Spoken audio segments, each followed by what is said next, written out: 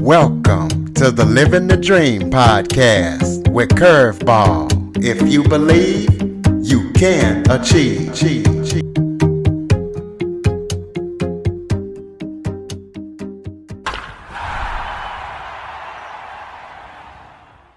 Welcome to the Living the Dream with Curveball podcast, a show where I interview guests that teach, motivate, and inspire. Today, we're going to be talking about finances as I am joined by CPA, international best-selling author, speaker, and holistic financial coach, Estelle Gibson. Estelle has over 40 years, lots of experience, and she's worked with individuals as well as small to large businesses. And what she does is help them personalize their finances to what will work for them. So listen up, listeners. You might get some tips. I know I definitely will. Estelle, thank you so much for joining me today. Hey, thanks for having me. Why don't you start off by telling everybody a little bit about yourself? Okay, so you started out by saying I'm a CPA and a holistic financial coach, and I've been doing that for 40 years. And now I've been working with coaching clients. I still, work in the accounting industry, but have been working with financial clients on and off for about 20 years and helping them to rebuild their lives financially and emotionally. And I mostly work with people that have gone through some kind of a life-changing circumstance where they are starting their life either after divorce, a change in career, an ending of a career, a life change in their family, and they struggle with managing their money and they want to rebuild their lives financially and emotionally. Okay, well, what made you want to start helping specialized groups or people? Well, it started for me when I got a divorce. Now, I started my career in accounting and was moving along in my career, and then I got a divorce. And it was during that time when I saw my attorney helping women through the divorce process, and I had to rebuild my life because my husband managed all the money. Even though I was a financial professional, I was tired of working on people's money all day long. So he was managing the money and I didn't stay involved. So when he asked for a divorce, I was left with a house I couldn't afford and bills I couldn't pay because I had handed over my financial power. And so when I went through my divorce, I had the thought in my mind, geez, I wonder if some of these women that my attorney is helping need help in, rebuilding their lives financially, because I was having to do the same thing. So that's the first idea about it that I had. And then as I began to rebuild my own life, I got involved in self-development communities, and I saw that the two communities that I was in, the financial community, where people have a lot of money, but they worry about it, they struggle with it, they don't want to lose their money, they're trying to protect it. And then in my new community where people didn't have as much money, where they were living paycheck to paycheck, and I started out that way when I first got divorced too, and they were struggling. I saw both communities that I was in were not having freedom around money.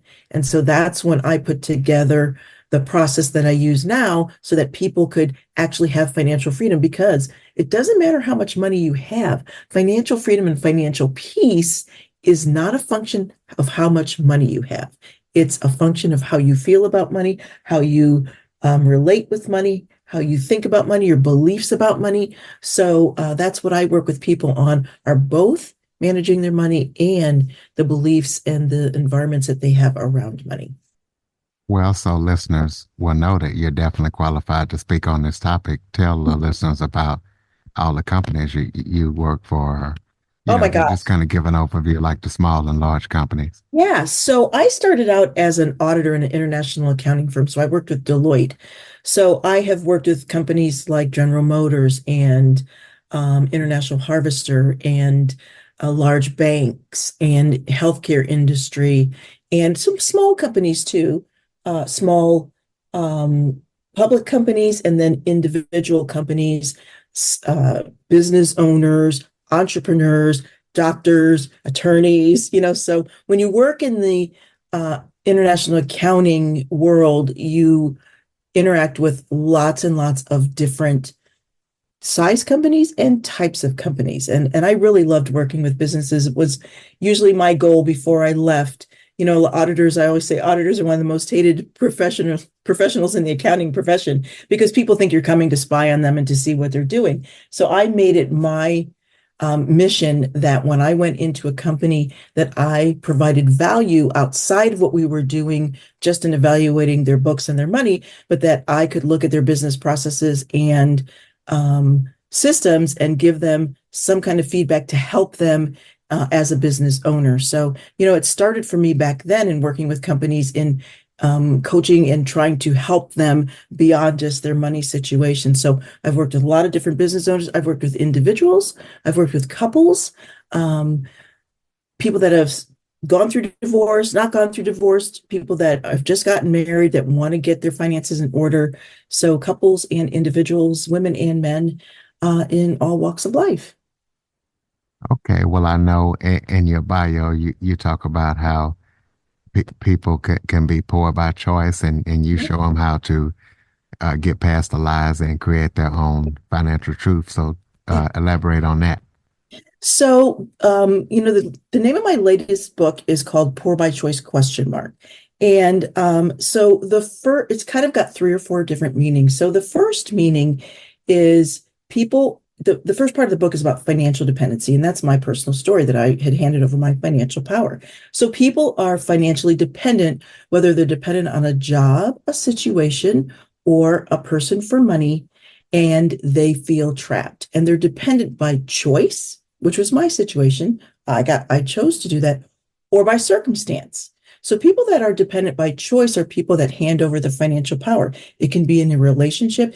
It can be in a business arrangement. Think about all the celebrities and athletes that hand over their financial power to their managers and their family members or whoever's managing their money, and they end up sometimes losing their money because they don't stay involved or informed. So that's dependency by choice. Dependent by circumstance is whether you're dependent on a job because you can't leave because you need the insurance, you need the money, you have to pay your bills, or you're dependent on somebody else because you've had a tragedy, you've lost a home, you've had a relationship breakup, and you've had to move in with family and friends. It happens with the elderly. It happens with adult children living with their parents. So those are financial dependencies by circumstance. And so the choice piece had to do with choice versus circumstance.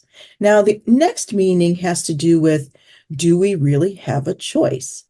Are we always at choice?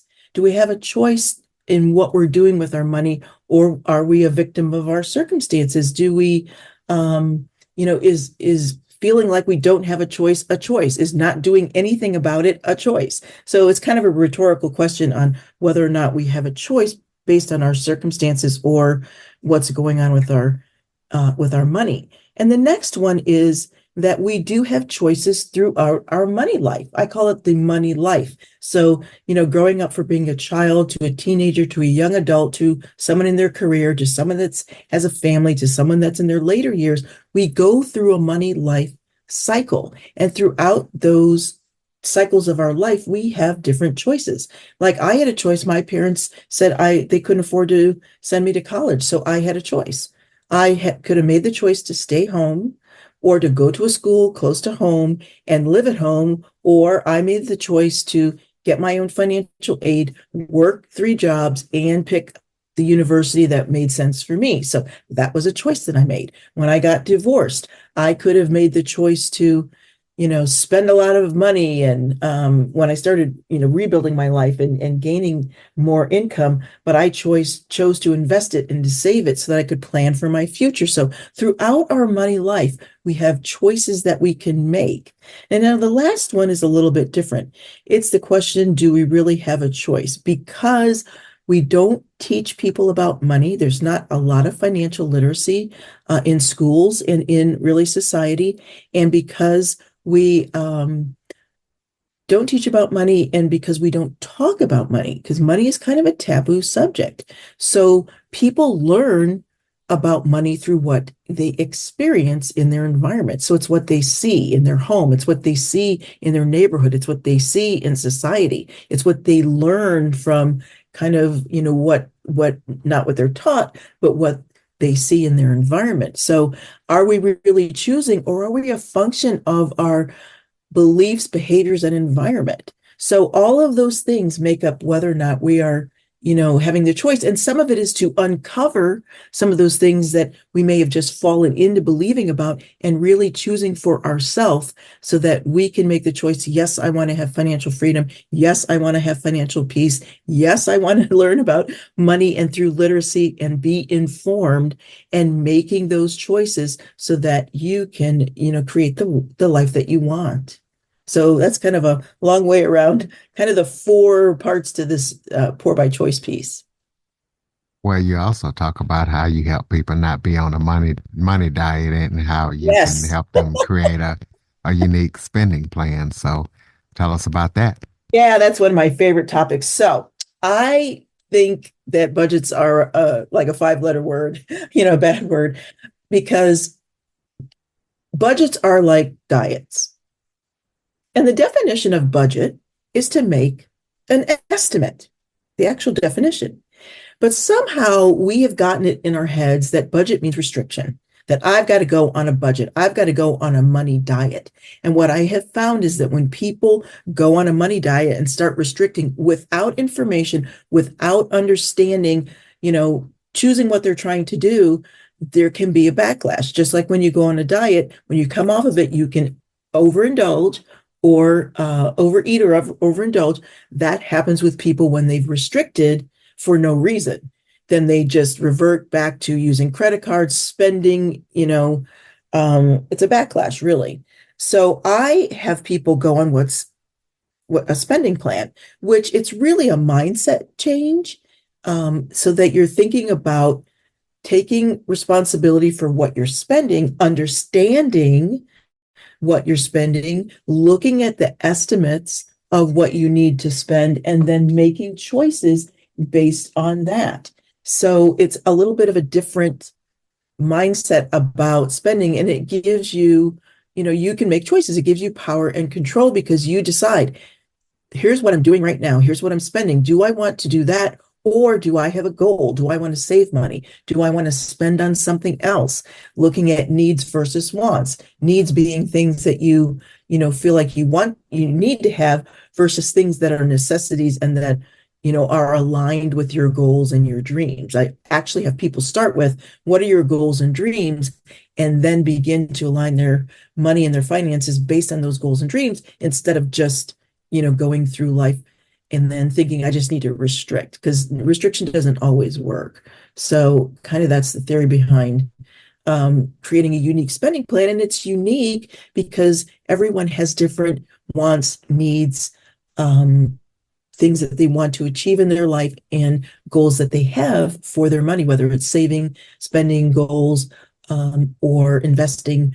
All of those are different for each person. So they have to look at what they really want to achieve, what their income is, what they're currently doing, and how they can create a spending plan that creates freedom and gets them to their desired result. Okay, I know you touched on your second book, but tell the listeners about your first book as well. So my first book is called Rewrite Your Money Story, and it's a guided journal. So I wrote that guided journal because when I was going through the period after my divorce, I did a lot of self-development and took a lot of classes and programs. I used to say you could find me in the self-help section of any bookstore, and I was taking any and every class I could to, not get in the situation that I had been in again.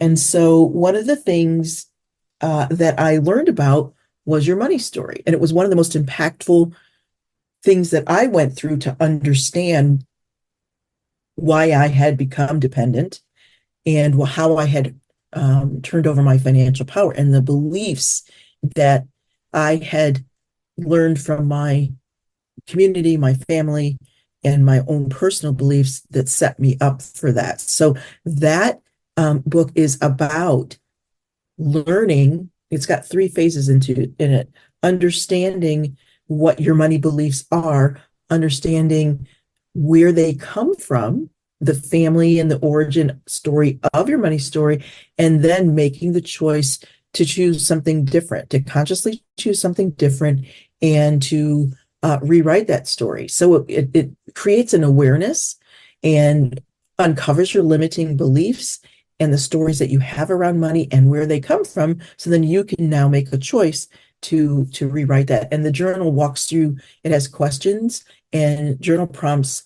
It's about 135 pages on all the different pages to help you walk through the process and answer questions and bring an awareness to all your limiting beliefs. And then at the end of the book, it has a section where you can set your money goals and write affirmations and begin to start to shift those words, thoughts, and beliefs into ones that serve you based on what you're really interested in creating in your life. Tell us about any current or upcoming projects that you're working on that people need to know about.